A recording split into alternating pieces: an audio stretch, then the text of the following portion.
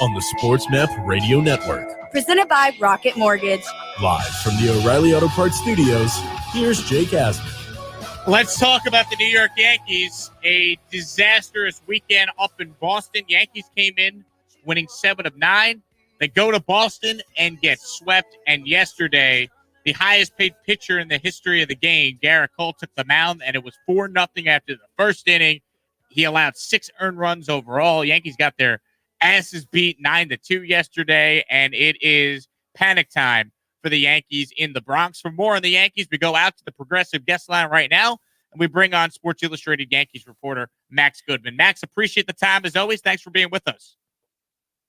Thanks for having me, Jake. Always a pleasure.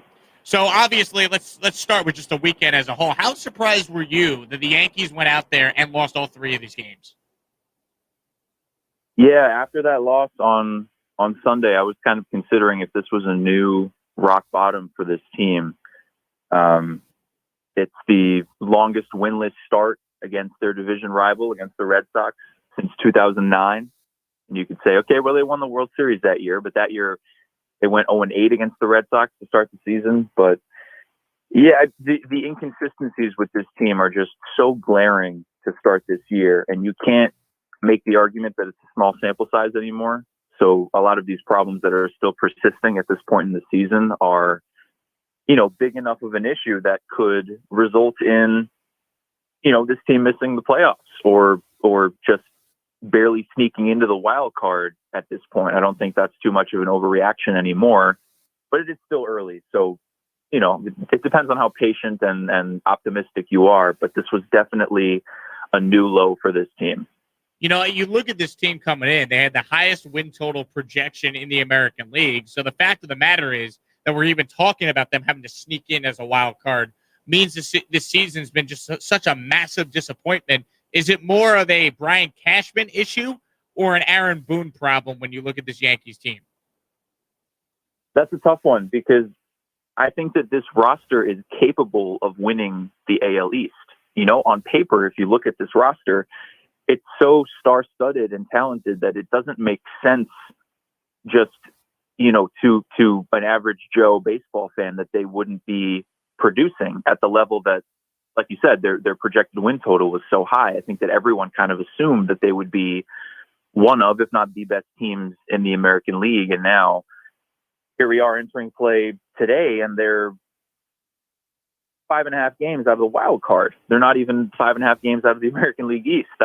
They're behind the Mariners and the Indians and the Blue Jays in the wild card race. So, whose fault is it? Maybe this is an issue from the very top in terms of staying below the luxury tax and not making certain moves this offseason for financial reasons.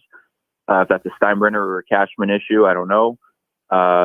Obviously, bringing in Garrett Cole was quite the investment. And this past offseason, they made a few moves to address the pitching staff, and they brought DJ LeMahieu back. So it's not like they were completely silent and didn't make the team better marginally. But at this point, I think that everybody's you got to point fingers at everybody, if you know what I mean. Like, I don't necessarily think that Boone is on the hot seat because Cashman has never gotten rid of anybody during a season.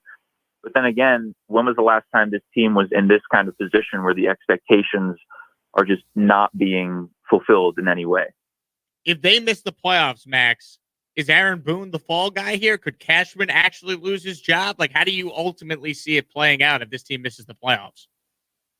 Wow. I mean, Cashman's been there for basically our whole lives, right? So that would be quite the story if he were to be the one that was, taken out of his position as GM. I mean, managers usually do take the fall when things aren't going right. And we saw that with Girardi just a few years ago. I don't think he was necessarily doing the worst job, but they weren't winning championships, so they got rid of him. And that's the expectation every year with this team, that it's World Series or bust with this kind of roster. So, with the contracts that this team has, this core is still going to continue through this year. Even if they make a couple trades to sell a little bit, like they did when they traded away Chapman and Andrew Miller, what was that, 2016? Like a little bit of a sell. I still don't even necessarily see that happening. But what I mean is they're still going to have Judge. They're still going to have Stanton and Cole and all of these guys on this roster moving forward. So if the Steinbrenners want to make a move to kind of, make a statement, then firing Aaron Boone would be that next step, I guess. But I appreciate his unwavering optimism, but I understand from a fan's perspective that sometimes maybe it doesn't look like he's firing up the team in those Zoom press conferences when, fans can listen to those online. It's also hard from a reporter's standpoint when we're not in the clubhouse every day. So we can't see what the locker room is like after 3 consecutive losses and 6 now on the year against the Red Sox. Like, we don't know what is going on in that clubhouse and what the atmosphere is like, but I can't imagine that it's very good right now. Obviously, Garrett Cole has been tremendous since he's been a Yankee, and he's been really good since that awkward press conference a couple of weeks ago. But yesterday, you could argue, Max, was probably his worst start as a Yankee, given the circumstances, the timing of it, all that. Should the Yankees be concerned about Cole, or do you just think, it's a brutal start just at the worst time, but he'll be fine? Yeah, I think it was his worst start with the Yankees, at least in terms of runs allowed. And he had only given up 3 home runs in a single start with the Yankees one time before. Everybody has a bad day. I mean, we saw that with Jacob deGrom, right? He had his worst start in ages the other day when he gave up 1 run. So I think it happens eventually. Even the best pitchers in this league will have a clunker every once in a while. But it's hard not to correlate with, them starting to police and check with sticky stuff and that awkward interview that you mentioned. It's hard not to connect everything with his recent track record and the fact that his ERA is up and his spin rate is down. But we're seeing that across the league. And I think that it's, whether you're a naive fan or you have sources within the industry, I think it's kind of understood that odds are your pitcher in the league was using some sort of substance that maybe wasn't necessarily legal with the changes that have gone on now, but when they weren't policing things, that was kind of just an understood part of the game. So a lot of pitchers across the league have had their numbers alter and change a little bit in the last few weeks. So the question is, can he finish the season strong? And I think he'll still make the All-Star game, probably. Like, he's had a really good first half of the season, but it's, you signed him for $324 million to be the ace of the staff. And so anything other than that, and other than him being one of the best in the game, is discouraging. Max Goodman from Sports Illustrated talking Yankees with him. He's with us here on our progressive guest line on the Jake Asman Show. Max, as far as the leadership in the clubhouse, could that be an issue? Do the Yankees have the right type of leadership to turn things around? I would say yes. I think that from what I've seen, again, granted, I'm relatively new on the beat. And so when we got back on the field just last homestand, I think it was, that was my first time being around players in person since the 2 weeks that I was around them in spring training of 2020. So my answer, I guess, take it with a grain of salt. I think that Aaron Judge is a very solid leader. And I think that Garrett Cole has been outspoken. And from what I've seen, I think they have the big names to speak up in the clubhouse. But also, I think that they're missing the CC Sabathia. And I wasn't there when he was there, but from what I've heard from other reporters, that he was a very, outspoken voice, and he would say what needed to be said. And maybe they have a bit of a chemistry issue too. Like I said, we're not in there after and before games, so we don't know what it's like when it comes to the full 26-man roster gelling and getting along. And, sometimes I wonder how much fun they're having and how they're gelling in practice and getting along between the pitchers and the hitters and the players that aren't necessarily best friends off the field too. Chemistry is important. That everything is important these days when you're trying to make up ground in the American League East, arguably the best division in all of baseball. So would a trade jolt this team, trading away someone who's been there for a few years to bring in someone new? Maybe that would be a bit of a wake-up call for some players on this roster, maybe. But also, why would they wait until the trade deadline a month away? Because in a month, they could be even further away in the standings, and it could be a done deal at that point. You can only make up so many games against the Rays and the Red Sox. Clearly, the Red Sox are a contender this year, so we'll see. Is there a move they can make? I mean, you mentioned, doing something. Who are some guys they could target? To me, looking at it from the Yankee perspective as a fan, they have to improve this outfield because you have Judge playing out of position. Miguel Andujar is a nice hitter. He's not hitting right now, though, and he's not a true left fielder. And obviously, Brett Gardner is no longer an everyday player, and Clint Frazier's been garbage this year. So they have to do something to fix this outfield. Is there a couple names that you think Brian Cashman is looking at? Well, I think that the weakness is pretty glaring to every fan, like you just said. I mean, I was talking to my dad about this the other day, and he said that they need a young Brett Gardner, a left-handed hitter that's able to play all three outfield positions, but primarily center field, give you some speed and not necessarily strike out too much and put the ball in play. And, when you look at this lineup, yes, it's incredible on paper and has a lot of people that can hit 30 plus home runs. But when you face a talented starting pitcher, everyone's striking out and sometimes going 0 for 4, and they don't have that guy that's consistently putting the ball in play, going gap to gap. So I look at, Frazier on the Pirates, who last time I checked was leading the league in hits. It's going to take a lot to get him because, Pittsburgh is in the driver's seat with selling away a lot of different pieces. Brian Reynolds is another guy that they have that's a left-handed hitter, I think.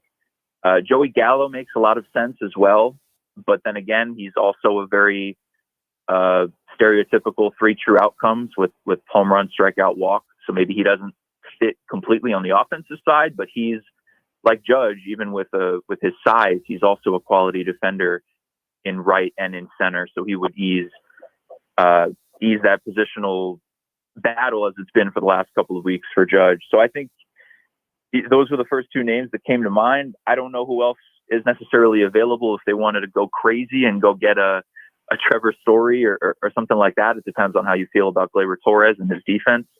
But they could also use some pitching too, Jake. I mean, with Kluber out and we don't know when he's coming back, Severino had his setback. Who else do you trust besides Garrett Cole to pitch in a postseason game right now? So if you had a chance to go out and get a Max Scherzer for I don't know how it would be, but an affordable price in terms of prospects, and that he's going to sign back with you after him being a rental, that might make some sense too. I think the toughest part, Max, is you look at this Yankees team. They came into that weekend winners of 7 of their last 9. They showed some signs of life. They've come from behind in a lot of these wins. You felt like maybe they were starting to turn the corner. Then they get swept, and now this week, you're playing the Angels for 4 games right here. Like, it wouldn't surprise me if the Yankees take 3 out of 4 from the Angels and 2 out of 3 from the Mets next weekend. But until they learn to beat teams in the American League East, it's tough to take this team seriously right now. Right. That's one of, if not the biggest issues, because you're facing the teams in the AL East 19 times each. So that problem that's persisted through the first half of the season, if it doesn't go away, they're going to continue losing those games because they play them so many more times over the next 3 or 4 months. So something that stood out to me was Kyle Higashioka was in the Zoom room after the game yesterday, and he said maybe we need to change our approach against teams like the Red Sox and Rays with how many times they've lost against them. I don't know what the change in approach would necessarily be. If it's possibly a personnel issue, if it's a mindset or using small ball rather than trying to hit the home run ball. I mean, they had 25 hits in this series against the Red Sox, and 3 of them were extra base hits. That's not going to win you games, especially when you're giving up runs in your own pitching staff against a high octane offense like Boston has proven that they have this year. So clearly things need to change. And if they don't, I think we really are looking at a team that's going to win, 85 games or so. And there are a lot of other teams in the AL that are overperforming right now that we could be looking at them ending up a few games back in late September or whatever. And they're trying to sneak in. But this is a team that in another alternate universe is slowly starting to cruise to an AL East division title. So there's going to be a lot to talk about after this season and depending on how they do. But bottom line, I think that the one way that they can start to fix things is by going out and making a move and not waiting for the trade deadline, because that's a month away, right? A little over a month away. Why not go out and make a statement and make a move right now? He's Max Goodman. Follow him on Twitter at Max T. Goodman. He covers the Yankees for Sports Illustrated and does a great job doing just that. Max, appreciate the time, man. Thanks so much for being with us. Yeah, thanks for having me. Anytime. Max Goodman with us there on the Progressive guest line, quoting home insurance just got easier with Progressive's Home Quote Explorer. Quote and buy online at progressive.com. We take a quick break and get to the Damian Lillard saga. That's next here on the Jake Asman Show. Wake up call. I don't like to point out